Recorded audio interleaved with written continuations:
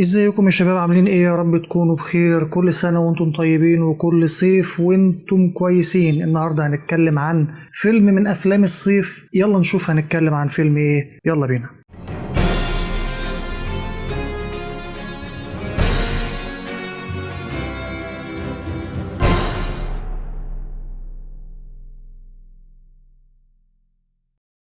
الفيلم اللي هنتكلم عنه دلوقتي فيلم حسن المصري.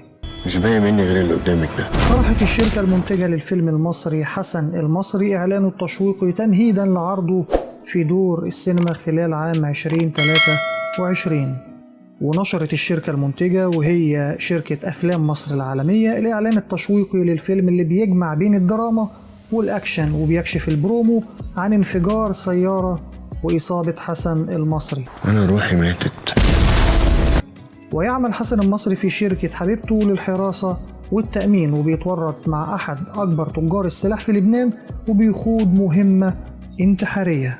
وضمت مشاهد الإعلان التشويقي لقطات درامية مع جرعات من الغموض حوالين علاقة حسن المصري بشخصيات الفيلم. بيشارك في فيلم حسن المصري كل من أحمد حاتم ولينا صوفيا ومراد مكرم وفريال يوسف ودايموند بوعبود.